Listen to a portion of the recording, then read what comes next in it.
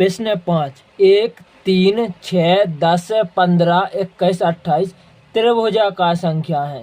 त्रिभुजाकार, इस प्रकार आपको त्रिभुज दिखता है। त्रिभुजाकार संख्या, देखिए यह संख्याएं बना रहा हूँ। एक प्रकार की ये त्रिभुजाकार संख्याओं का इमेज है। तो यहाँ लगा त्रिभुजाकार संख्याएं।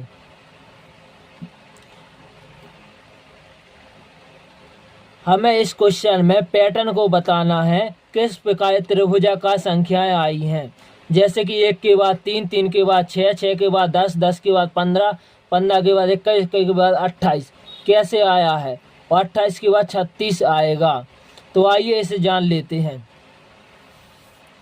उत्तर है, इस अनुक्रम की प्रत्येक संख्याएं प्राकृत संख्याओं का योग है।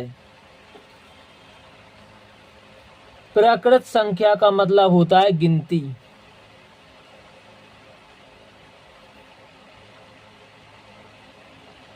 जैसे कि हम गिनती लिखते हैं 1, 2, 3, 4, 5, 6, 7।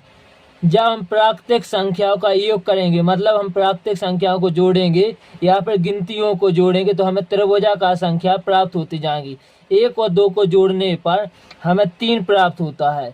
अब हम 1, 2 और 3 इन सभी को जोड़ेंगे तो हमें क्या प्राप्त होगा, 6 प्राप्त होगा।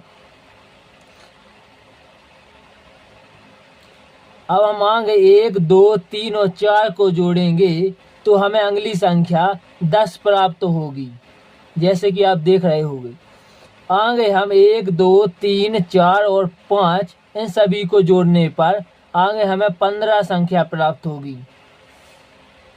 और आगे जब हम जोड़ते हैं तो हमें अगली त्रिभुजाकार संख्या 21 प्राप्त होगी। और हम आगे जोड़ेंगे तो हमें अगली संख्या 28 प्राप्त होगी। इसी प्रकार हम 1 और 8 भी जोड़ देते हैं यहाँ पर। इन सभी को जोड़ने पर 36 प्राप्त हो जाता। अभी केवल हमें इस क्वेश्चन में पैटर्न को बताना है। तो हमारा उत्तर हो जाएगा, इस अनुक्रम की प्रत्येक संख्याएं प्राकृत संख्याओं का योग है या फिर गिनतियों का योग है। प्रश्न 6 है, 1, 4, 9, 16, 25, 36, 49 वर्ग संख्या है।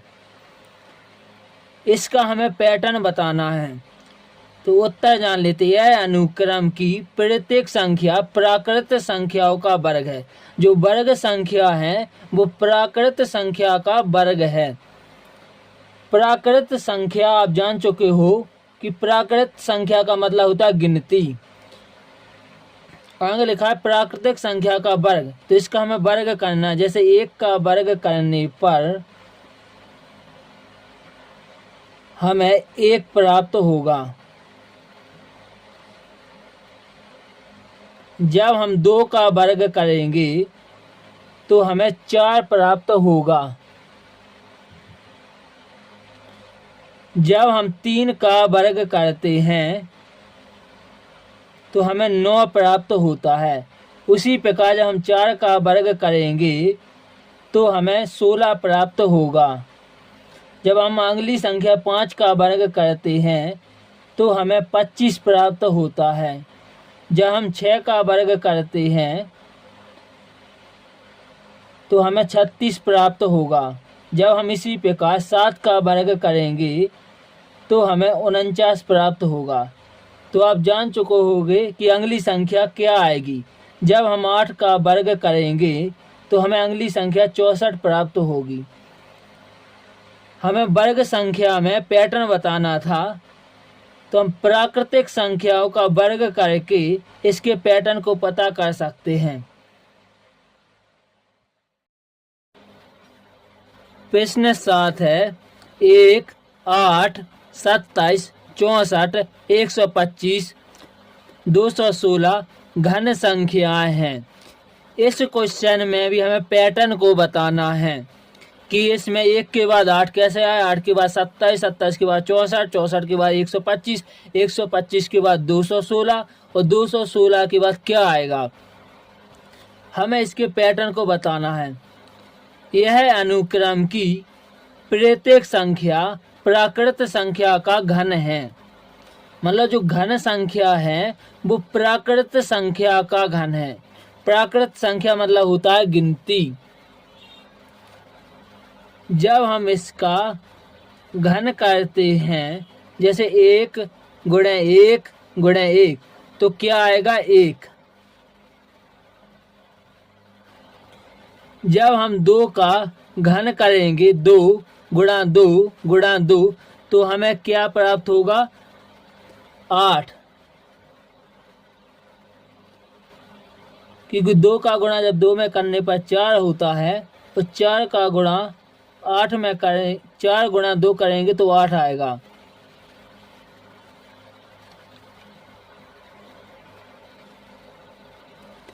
जब हम इसी प्रकार 3 का घन करेंगे तो हमें 27 प्राप्त होता है।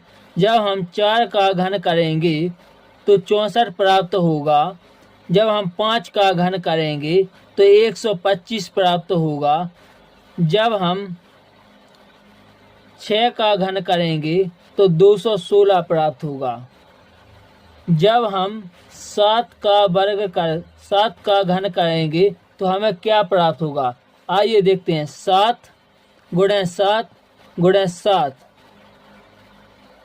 आइए इसे समझ लेते हैं। जब हम 7 × 7 करेंगे तो क्या आएगा 49। जब इस 7 का गुणा फिर से 49 में करेंगे तो क्या आएगा, देखिए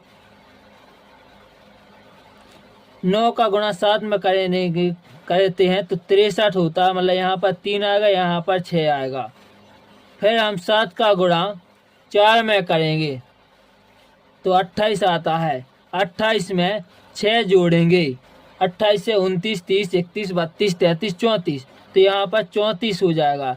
मतलब हमारा आंसर यहाँ पर 343 होगा। तो आगे आप संख्या भी बता सकते हो।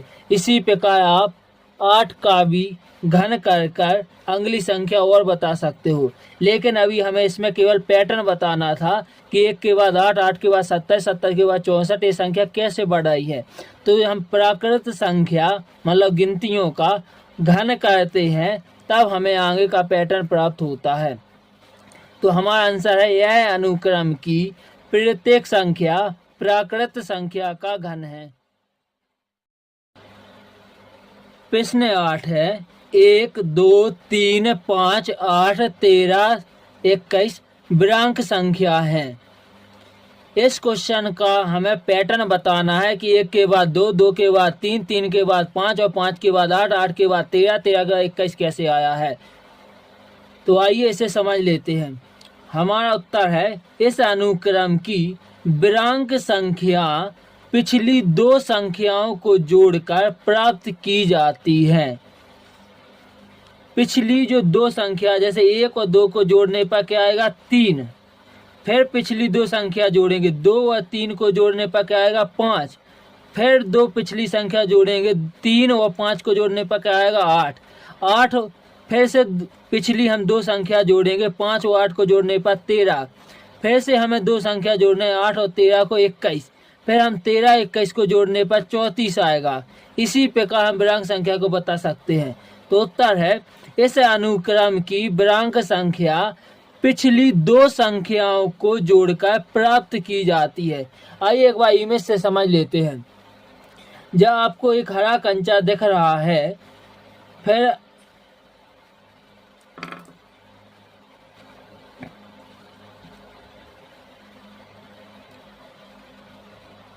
आपको एक हरा और काला कंचा दिख रहा है, फिर आगे देखिए 3 कैसे आया है। जब आप एक कंचे को लाते हो, इन 2 कंचे को लाते हो, तो आगे हमें इस प्रकार से और प्राप्त होती है ब्रांक संख्या। फिर हम फिर से जब इन 2 संख्याओं, इन 2 और 3 को जोड़ते हैं तो 5 आते हैं। जैसे इनको उठाकर यहाँ पर लाए हैं और इनको यहाँ पर लाए हैं, तो आगे हमें ब्रांक संख्या प्राप्त हो चुकी है। उसी प्रकार कहा गया है पिछली 2 संख्याओं को जोड़कर, मतलब इस 2 संख्या को जोड़ा है पिछली दो संख्या कौन कौन सी है, जैसे कि 1 और 2 को जोड़ा तो 3 आया, फिर से हमने 2 और 3 को जोड़ा तो 5 आया, 5 और 8 को जोड़ेंगे तो 13 आएगा, 8 और 13 को जोड़ने पर 21 और 13 और 21 को जोड़ेंगे तो 34 आएगा। इसी प्रकार विरांक संख्या का हम पता करते हैं। तो हमें इसमें पैटर्न बताना था, तो हम कह सकते हैं इस अनुक्रम की विरांक संख्या पिछली दो संख्याओं को जोड़कर प्राप्त की जाती है। 13 और 21 को जोड़ने पर 34 प्राप्त होगा। आपको केवल इतना ही लिखना है अभी। प्रश्न 9, 1, 2, 4, 8, 16, 32, 64, 2 की घात। इस क्वेश्चन का भी हमें पैटर्न बताना है कि 1 के बाद 2, 2 के बाद 4, 4 के बाद 8, 8 के बाद 16, 16 के बाद 32, 32 के बाद 64 कैसे आया है, और 64 के बाद अगली संख्या क्या होगी। उत्तर, अगली संख्या प्राप्त करने के लिए अंतिम संख्या को 2 से गुणा करना। आप जैसे देख पा रहे होंगे 1 है, इसमें 2 का गुणा करने पर 1 आता है। जब हम 2 में 2 का गुणा करेंगे तो हमें क्या प्राप्त होगा, 4 प्राप्त होगा। जब हम 4 में 2 का गुणा करते हैं तो 8 प्राप्त होता है। जब 8 में 2 का गुणा करेंगे तो 16 प्राप्त होगा। जब हम इसी प्रकार 16 में 2 का गुणा करेंगे तो 32 प्राप्त होगा।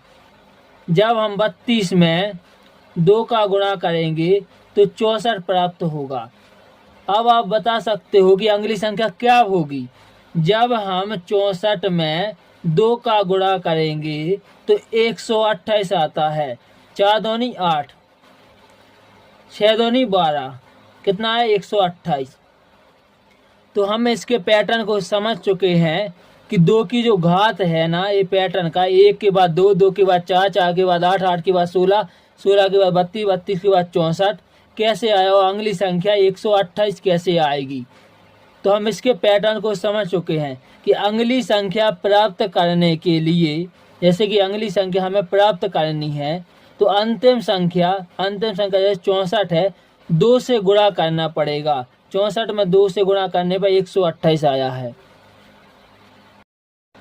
प्रश्न 10 है, 1, 3, 9, 27, 81, 243, 729। यह क्या है, 3 की घात। इस क्वेश्चन में भी हमें पैटर्न को बताना है कि 1 के बाद 3, 3 के बाद 9, ये संख्या कैसे आई है। तो हमारा उत्तर है, अगली संख्या प्राप्त करने के लिए अंतिम संख्या को 3 से गुणा करना पड़ता है। जब हम 1 का 3 में गुणा करेंगे तो क्या आएगा, 3 आएगा। जब हम 3 का फिर से 3 में गुणा करेंगे तो क्या आएगा, 9 प्राप्त होगा। जब हम 9 में फिर से 3 का गुणा करेंगे तो क्या आएगा, 27 प्राप्त होगा। फिर हम 27 का 3 में गुणा करेंगे तो आगे संख्या में 81 प्राप्त होगी। जब हम 81 का गुणा 3 में करेंगे तो हमें आगे संख्या 243 प्राप्त होगी।